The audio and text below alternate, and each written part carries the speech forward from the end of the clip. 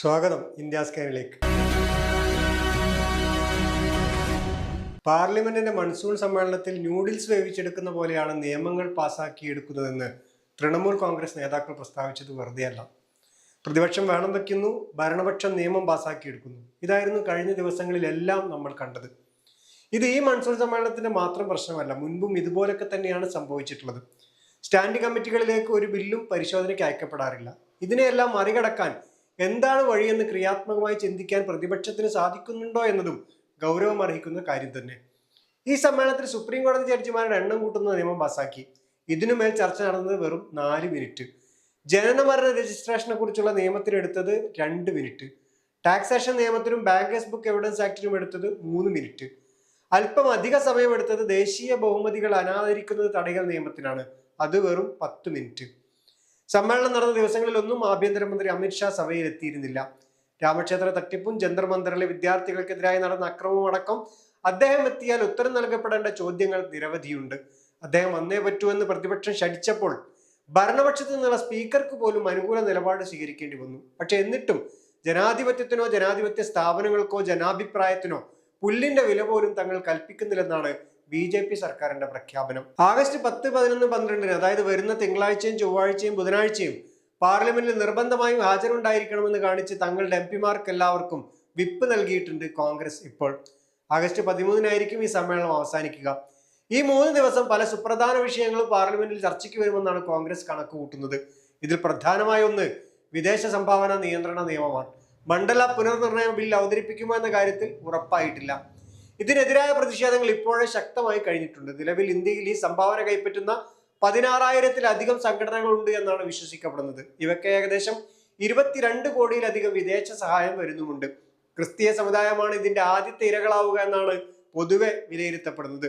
അതുകൊണ്ട് തന്നെ അമിത്ഷാ അടക്കമുള്ള BJP നേതാക്കളെയും മന്ത്രിമാരെയും കണ്ട് കാര്യങ്ങൾ ബോധ്യപ്പെടുത്താനുള്ള ശ്രമത്തിലാണ് സമുദായ സംഘടനകൾ. രാജ്യത്തെ നിരവധി സാമൂഹിക സേവനങ്ങളെ ബാധിക്കുന്നതായിരിക്കും ഈ നിയമമെന്നാണ് പൊതുവെ പറയപ്പെടുന്നത്. സ്കൂളുകൾ, കോളേജുകൾ, ആശുപത്രികൾ, അനാഥാലയങ്ങൾ, വൃദ്ധസദനങ്ങൾ തുടങ്ങി ജനങ്ങൾക്ക് ഏറെ ആവശ്യമുള്ള മേഖലകളിലാണ് ഈ പണം വിനിയോഗിക്കപ്പെടുന്നതെന്നും ഇത്തരം ജനസേവന പ്രവർത്തനങ്ങൾ നിലച്ചു പോകുന്നത് രാജ്യത്തിന് ഗുണകരമായിരിക്കില്ല എന്നുമാണ് പ്രധാന വിമർശനം. വിദേശ സംഭാവന നിയമം ലംഘിക്കുന്ന സംഘടനകളുടെ സ്വത്ത് മുഴുവൻ ഒരു ചോദ്യവും ഉത്തരവുമില്ലാതെ സർക്കാരിന് കണ്ടുകെട്ടാമെന്ന പുതിയ നിയമത്തിലെ വ്യവസ്ഥ സംഘടനകളെ സംബന്ധിച്ചിടത്തോളം അപകടകരമായ ഒന്നായിരിക്കും. ഇത്തരം സംഘടനകളുടെ വിദേശ സംഭാവന സ്വീകരിക്കാനുള്ള ലൈസൻസ് റദ്ദാക്കിയാലോ പുതുക്കാൻ സമ്മതിക്കാതിരുന്നാലോ ഇത് സംഭവിക്കും. അവരുടെ കെട്ടിടങ്ങളും ഫണ്ടും തുടങ്ങി എന്തൊക്കെ സ്വത്തുണ്ടോ അതെല്ലാം സർക്കാരിന്റെ ഫണ്ടിലേക്ക് പോകും. വിദേശ സംഭാവന കിട്ടിയത് എത്ര ചെറുതാണെങ്കിലും അതിനനുപാതമായിട്ടല്ല സർക്കാർ ഏറ്റെടുക്കൽ നടത്തുക എന്നത് നീതിരഹിതമായ നിലപാടാണെന്നും വിമർശനമുണ്ട്. രജിസ്ട്രേഷൻ പുതുക്കാൻ വൈകിയാൽ പോലും ഇത് സംഭവിക്കും. സർക്കാർ സംവിധാനത്തിലെ പിഴവ് കാരണമോ ഉദ്യോഗസ്ഥരുടെ പിടിപ്പുകേട് കാരണമോ ഇങ്ങനെ സംഭവിച്ചാലോ ഗതി ഇതാവും. മുൻപ് വിദേശ സഹായം ലഭിക്കുകയും ഇപ്പോൾ സ്വദേശ സഹായത്താൽ മാത്രം പ്രവർത്തിക്കുകയും ചെയ്യുന്ന സംഘടനകളെയും സർക്കാർ ഉന്നം വെക്കുമോ എന്ന ഭയം നിലനിൽക്കുന്നുണ്ട്. കാരണം ഇത്തരം സംഘടനകൾ ലൈസൻസ് പുതുക്കിയില്ല എന്ന കാരണം പറഞ്ഞ് സർക്കാരിന് വേണമെങ്കിൽ നടപടികൾക്ക് തുടക്കമിടാനാവും. ഇതിന്റെ ദുരിതം അനുഭവിക്കുന്നത് ഏജൻസികളോ സംഘടനകളോ ആയിരിക്കില്ലെന്നും ആയിരക്കണക്കിന് രോഗികളും വിദ്യാർത്ഥികളും അവശ ജനവിഭാഗങ്ങളുമായിരിക്കുമെന്നും വിലയിരുത്തപ്പെടുന്നു. ഇത്തരം നടപടികളിൽ നിന്നും പുറത്തു കടക്കണമെങ്കിൽ വൻ തോതിലുള്ള സാമ്പത്തിക ചെലവും സംഘടനകൾ വഹിക്കേണ്ടി വരും.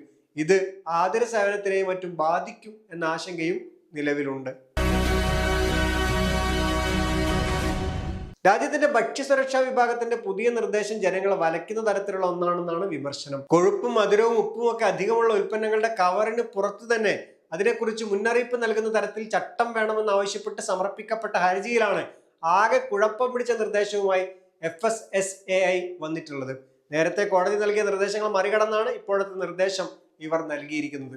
ഓരോ ഭക്ഷ്യോൽപ്പന്നത്തിന്റെയും കവറിന് പുറത്ത് കാണാവുന്ന തരത്തിൽ ഉൽപ്പന്നത്തെക്കുറിച്ച് ശ്രദ്ധിക്കേണ്ട കാര്യങ്ങളെക്കുറിച്ചുള്ള സൂചനകൾ ഉണ്ടായിരുന്നിടത്തൊന്നും ന്യൂട്രീഷൻ പട്ടികയായിരിക്കും ഇനി ഉണ്ടാവുക എന്നാണ് ഇവർ പറയുന്നത്.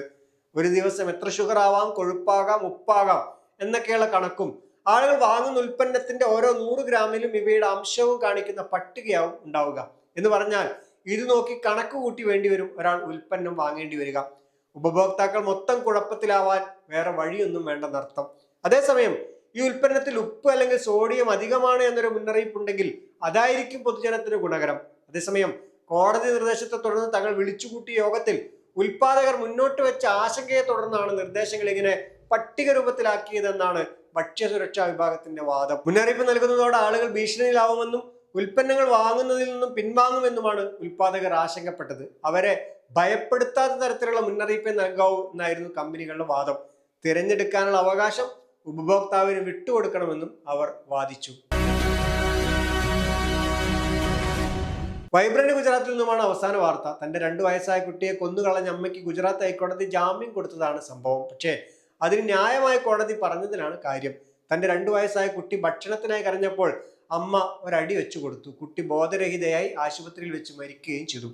നൽകാൻ ഭക്ഷണം കൊടുക്കാൻ തന്നെ കൈവശമില്ലെങ്കിൽ മറ്റെന്ത് ചെയ്യുമെന്നായിരുന്നു അമ്മയുടെ വാദം. ഇത് അമ്മയുടെ മാത്രം കുറ്റമല്ല, സമൂഹത്തിന്റെ മൊത്തം തകർച്ചയും സാമൂഹിക നീതിയുടെ ആവശ്യകതയുമാണ് കാണിക്കുന്നത് എന്ന ന്യായത്തിലാണ് കോടതി അവർക്ക് ജാമ്യം കൊടുത്തിരിക്കുന്നത്. സംഭവത്തിന്റെ ഏക സാക്ഷിയാവട്ടെ 3 വയസ്സായ അവരുടെ തന്നെ മകളും. അമ്മ ജയിലിൽ കഴിഞ്ഞിരുന്നത് അവരുടെ 1 വയസ്സുള്ള മകളുടെ കൂടെയാണ് എന്ന കാര്യവും കോടതി ജാമ്യം കൊടുക്കുന്നതിനായി പരിഗണിക്കുകയുണ്ടായി. ഇന്നത്തെ ഡെസ്ക് ഇവിടെ പൂർണ്ണമാകുന്നു. അടുത്ത ആഴ്ച വീണ്ടും കാണാമെന്ന പ്രതീക്ഷയോടെ നന്ദി.